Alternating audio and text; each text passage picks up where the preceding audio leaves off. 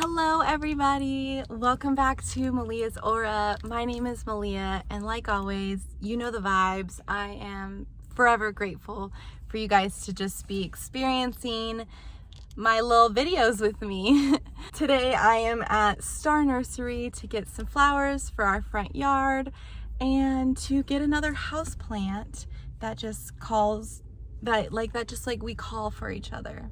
Not that I need any more plants, but you know, you can never have too many plants to love on. This is cute. This is a vibe. Stay safe out there. We gotta check on everybody, even strangers. We all love the love, you know what I'm saying? I'm more of a person that feels for plants. So if we connect, I want to connect with that plant and have something special with that plant. So let me look around.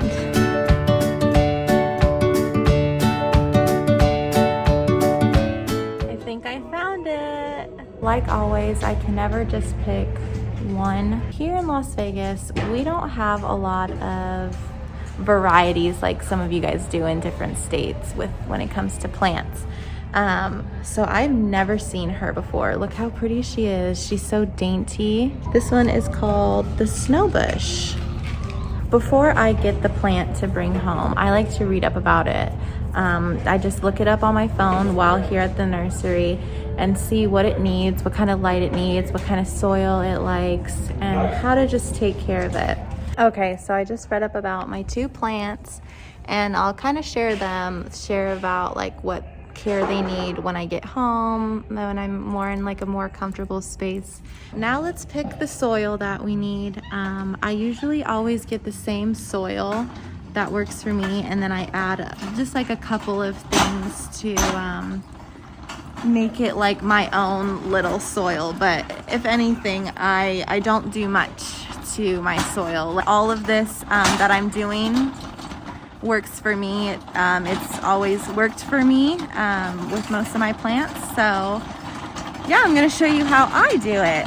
I've tried so many potting mixes throughout my little plant journey, but this one right here is the one that works best for me, the Dr. Q's Filthy Rich Potting Soil, Natural and Organic. They usually have much bigger bags than this, but I've looked all around the store and I don't see any, so I like to just get bigger bulks of everything that I get. When you get something, it's better to get the bigger size so that you can save plastic and waste. So let's get it. Okay, before I touch anything else, you know the routine. You know the routine.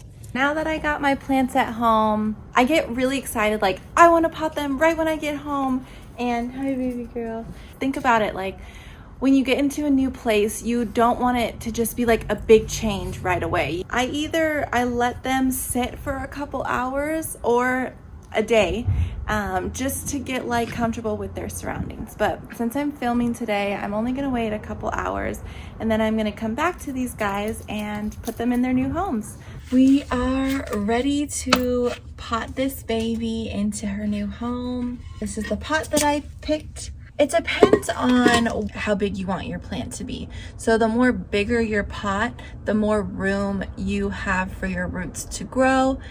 So that means more room for your plant to get even bigger. So the ingredients you will need for potting your plant is, of course, soil. This is just an all-around good soil for mostly all of your plants. And then we have worm castings, which is a nicer word for worm poop. I'll speak on this a little bit more. And we have some eggshells in there, and I've already mixed it up. What I did was I took a handful of the worm castings and a little bit of the eggshells, and I put it in and make my own mixture. The bigger your pot is, the more you're gonna wanna put in. The smaller your pot is, the less you're gonna wanna put in. So it just depends. We'll kind of measure it out as we go. But I like to put this fertilizer throughout the entire soil. So I'm gonna mix it up in there. Now what the worm casting and eggshells do for your plant is it gives it that natural fertilizer that it needs. So the worm castings are from, like I said, worm poop, which is kind of gross, but you know, it's the circle of life, and some things help other things grow, and that's what worm casting does for your plant. The worm casting contains potassium, magnesium, and calcium. Also, the eggplant carries calcium too, which is very good for your plant. I'm gonna want to put just a little bit at the bottom to get me started. And then what I'm gonna want to do is put some of my natural fertilizer in there. You know, just sprinkle it in there. And then I just kind of mix it in there. And let yourself get messy with this, because it's good to get messy sometimes. I'm gonna put a little bit more potting soil and my fertilizer, and maybe just a little bit more. And then I'm going to put my plant in there so that it still has room to grow, but then it also has soil to hold it in also as well. Okay, just a little bit more, another handful. Okay, and then I'm gonna put a little bit more, sprinkle it. Now for the important part. When you take your plant out, you're gonna wanna like squeeze the sides of it. Get it a little loose. And let it know, like, hey sister, this is your new home. You're gonna love it, and welcome. When you take it out, you wanna be extra gentle with it. While I'm like still squeezing it out, I'm gonna put it to like a little angle and keep squeezing, and it should just come out right like that. Oh my god. And if you drop it or something, say sorry to it. You know what I'm saying? Plants are living beings. They have feelings too. So this is what the important part is. You don't want to just like drop it in there and let it be just like this. What you're going to want to do is you're going to want to kind of brush off lightly all the excess soil on it, so that you are letting your roots be more exposed, and it's kind of like you're just giving it room to breathe. You want it to be more engrossed with the soil that you have, and to let all of these roots grow out even more. I'm gonna make like just a little bit of a hole. Now that she is all tucked away, I'm going to add the last touches of my soil so that she's really like compacted and comfortable in her new home. When I'm putting in the plant, I like to push down on it so that it's firmly grounded in its pot. But I read about the snowbush plant, which is this plant right here, and she likes to be moist. Some plants, they love to like get completely dry before you water them, but this one has a little bit more maintenance that it needs, a little bit more attention. Oh, and that's one thing that I forgot, is when you first take a plant out of the store-bought pot, you want to see what's the watering like. Did they just water it at the store, or is it dry, or is it moist a little bit? This one, she was pretty wet. Since she likes to be moist and stuff like that, I'm probably gonna wait about like 3 days, and then I'm gonna water her again. You always want to get a pot that has drainage. What happens is you want the water to drain out of the hole so that the water doesn't just stay stagnant in there. Just let it flow, like how life, you just want things to just flow. That drainage hole is very, very important. Once I saw her, I was like, yeah, girl, we in this together. Supposedly she grows big, so that's why I put her in a larger pot so that she has more room for her roots to grow down, side to side, up and down, all the way around.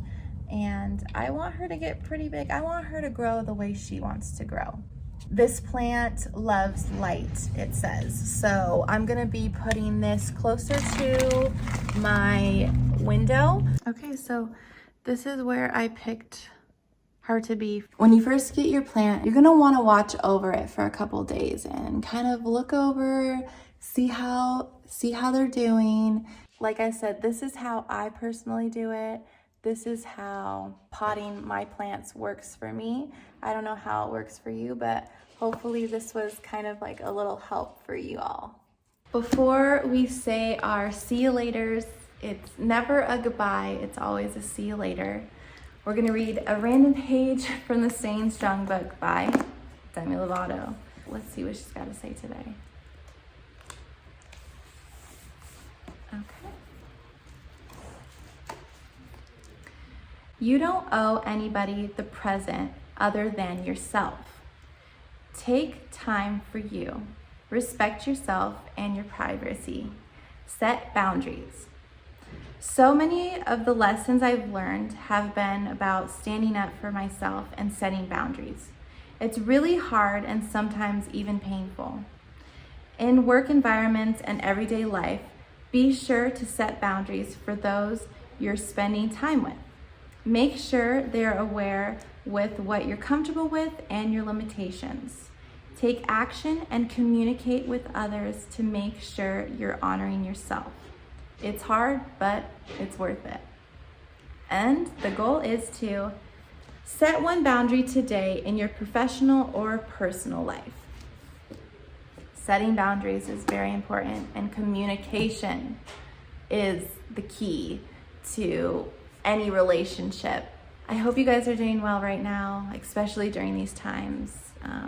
It's very hard on all of us, and I'm just here to remind you to do something you love today. I am here to bring you all peace and love, and I hope you truly feel that from me to you.